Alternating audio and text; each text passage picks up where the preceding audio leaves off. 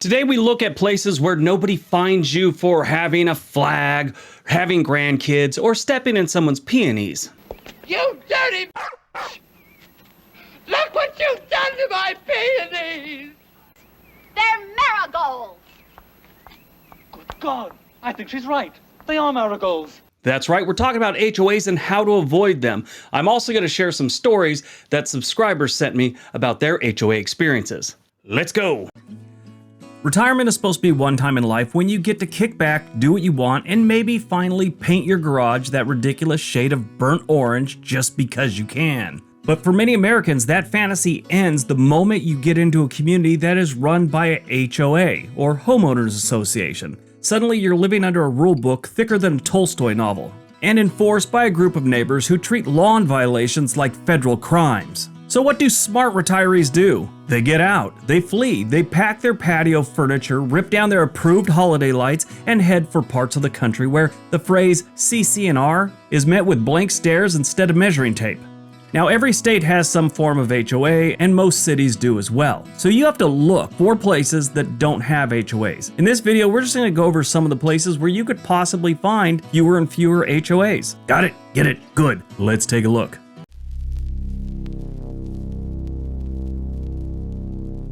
The rural South, where freedom still rings and so do wind chimes, legally. If there's a sweet spot in America where you can grow old without growing bitter over HOA fines, it's the rural South. Specifically, we're talking about the more laid-back pockets of Tennessee, Alabama, and Georgia. Places where the only association you want is being one of the regulars at the local barbecue joint, and the only rules there are written on a chalkboard menu. And it probably says something like whiskey, because your standards aren't going to lower themselves. Take Mont Eagle, Tennessee, for instance, a charming mountain town with just enough amenities to keep you comfortable and just few enough rules to keep you sane. It's got hiking trails, mom and pop diners, and zero neighbor enforcers measuring your grass with a ruler. You could paint your house fire truck red if the spirit moves you, and no one will show up and ask you for your color swatch. In fact, your neighbor might compliment you and bring a six-pack over to celebrate your rebellion. Then there's Eufaula, Alabama, a picturesque town on the banks of the Chattahoochee River. Known for its antebellum architecture and easygoing pace, Eufaula feels like you're stepping back in time, in a good way, not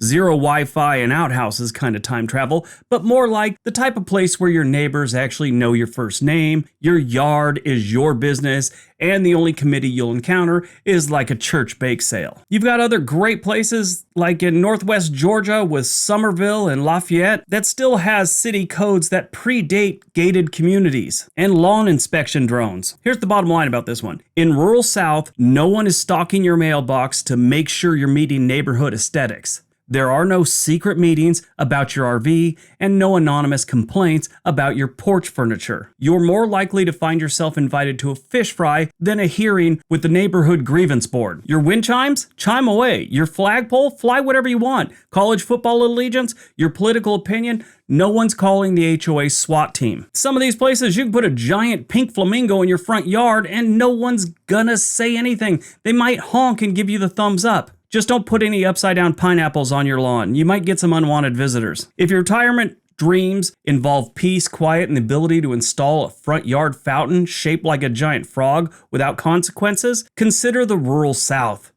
Our first story comes from our longtime subscriber, Alice. Alice was living in the St. Pete, Tampa area, and she was newly divorced. She was about 40 at the time, and she had started in on the dating scene. She eventually got a letter from her HOA that they kind of wanted to talk with her, and it was a private matter. So she went to this board meeting, or whatever they call it, association meeting, and she realized she was being ambushed about the frequent male callers she had. She said in this month that she'd been newly divorced and dating, she had 5 men come over. 2 of them were a gay couple who dropped her off after a happy hour from work. You know, they all went out, they dropped her off, they came in for about a half hour and left. She also had a couple dates. One man had 2 different cars, so it probably looked like he was another man or something like that. And someone complained, said they felt she was running a brothel out of her house within the HOA, and they tried to tell her it's illegal and she can't be running a business in her house in the HOA. She sued them.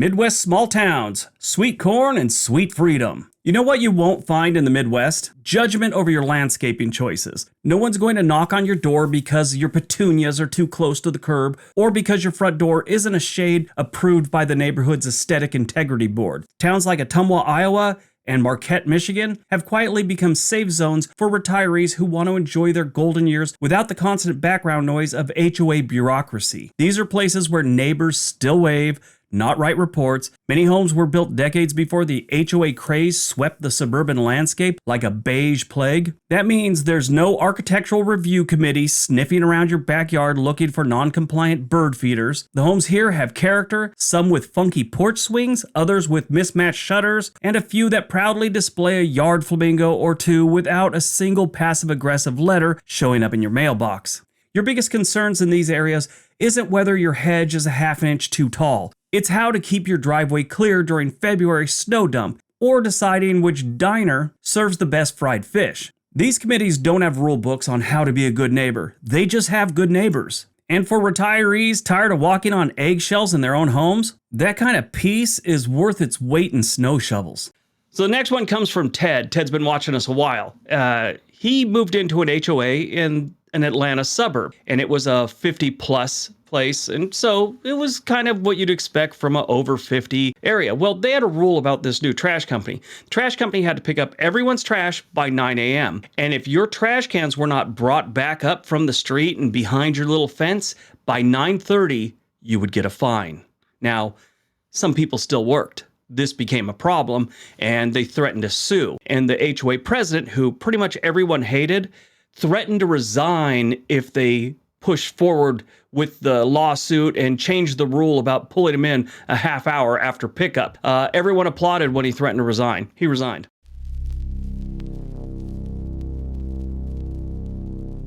The deserts of the Southwest. Sand, sun, and zero HOA drama. Arizona and New Mexico offer more than just beautiful sunsets and dry heat that lets your joints breathe. They also boast a ton of communities, especially in small towns like Deming, New Mexico, and Golden Valley, Arizona, where HOAs are either non-existent or completely an afterthought. Kind of like that New Year's resolution you made to go join a gym. These towns are tailor-made for people who just want to be left alone in peace. In Deming, it's not uncommon to find homes on a full acre of land for less than your kid's student loan debt. Want to turn your front yard into a gravel garden with a few cacti that look like they're giving someone the finger? Go for it. Nobody's going to issue a citation because your landscaping theme doesn't match the HOA's official desert chic color palette. Golden Valley, meanwhile, is a retiree dream if your idea of freedom involves parking your RV, building a garage big enough for a workshop, and maybe throwing in some solar panels because the sun is doing 90% of the work out here anyway. These communities are built on the idea that your land is yours. Not partially yours, not yours with restrictions, just flat out yours. There are no angry HOA letters because your mailbox isn't HOA approved. There are no decorative restrictions banning wind sculptures or telling you your clay flower pots are an eyesore. What you'll find is a quiet lifestyle, neighbors who keep to themselves, and a sky full of stars at night. Because no one's micromanaging the exterior lighting here either. In short, if you're looking for a place to retire where the rules are simple, be respectful, don't set stuff on fire, and mind your property line, then Arizona and New Mexico might be your personal HOA-free utopia. Now, I'm not saying those two states don't have any HOAs, they're just not as common as a lot of the other western states. Kay said that she had gotten several fines for her dog barking, and this went on for months. Each time she got a fine, she sent an email to the association explaining she didn't have a dog. She's never had a dog. She's allergic to dog hair or something like that. And they kept fining her for her dog barking. Well, apparently it was the lady next door. Her dog was barking and she just kept blaming it on Kay, assuming Kay, being a single woman, had a dog. So it ended up in this big to-do. And I guess the lady was forced to move to another house in the HOA or something like that. Not Kay, the other lady. It's just weird. Some of these people have too much time on their hands.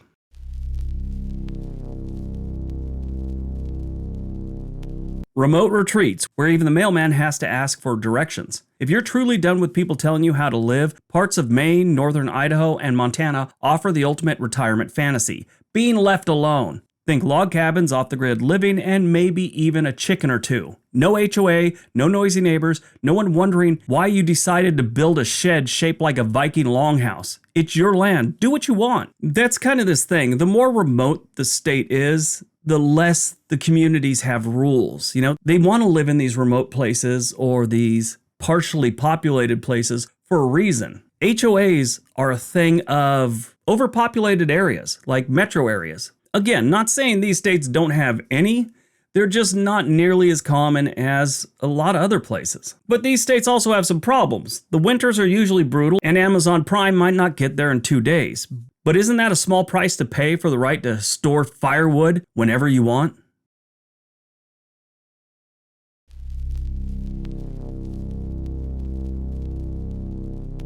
Texas backroads, low taxes, big freedom. Texas is famous for doing things its own way. Barbecue, politics, hat the size of patio umbrella, and that legendary independence extends to home ownership, especially once you get away from the big cities and into smaller towns where HOA acronyms are met with a blank stare or outright laughter. In places like Llano, Brady, and Van Horn, you're not just buying a house, you're buying the right to live how you want. These towns are dotted with older homes built long before developers got HOA fever, back when neighbors helped fix your fence instead of reporting you for being 3 inches too high. These places run on handshake agreements, not covenants, conditions, and restrictions written in legalese by someone with a clipboard and too much time on their hands. Want to park your pickup truck diagonally on your lawn? Go for it. Feel like painting your house burnt orange with a teal roof? Be our guest. Got a flagpole tall enough to double as a lightning rod? Nobody cares. Heck, they'll probably salute it if you got the right flag there. If it came from Tractor Supply, Harbor Freight, or Home Depot on sale,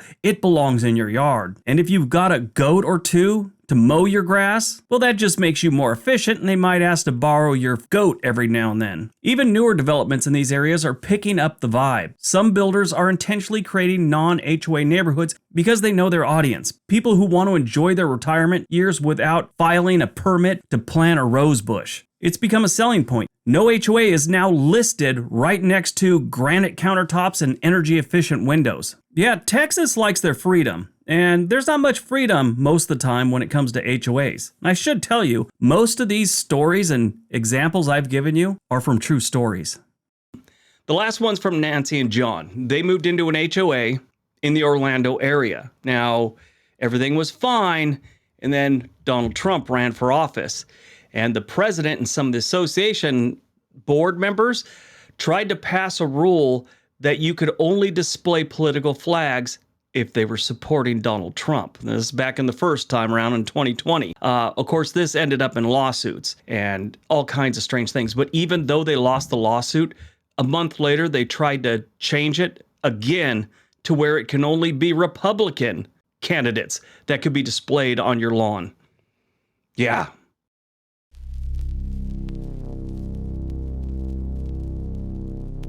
Zillow and Redfin, your secret weapons in the war against HOAs. Here's some good news. You no longer have to cross your fingers and hope you land in a neighborhood without an HOA. Thanks to online real estate platforms like Zillow and Redfin, you can filter out HOA-ruled homes like they were last season's wallpaper. On Zillow, when you're doing a home search, simply click the More tab, scroll down to HOA fee section, and check the box that says No HOA fee. It's like turning off a fire alarm. That annoying noise of overregulation just disappeared. Redfin has a similar feature under the home filter section. Scroll down to HOA fee and set the max to 0. Bam! Only non-HOA homes will appear in your search. That's the first thing I click when I'm looking for a house. They also have other filters on there that you might want to click. You know, you want a whole acre, you want a half acre, things like that. You want to be near the water. They've got all those cool things. They're not sponsoring this video, by the way. I use it all the time.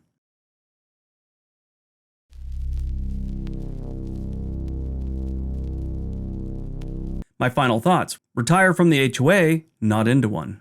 Look, we get it. HOAs had good intentions once upon a time. Maintaining property values, keeping the neighborhood clean, blah, blah, blah. But in too many cases, they've become petty, power-hungry fiefdoms with nothing better to do but harass retirees over porch decorations and unapproved garden gnomes.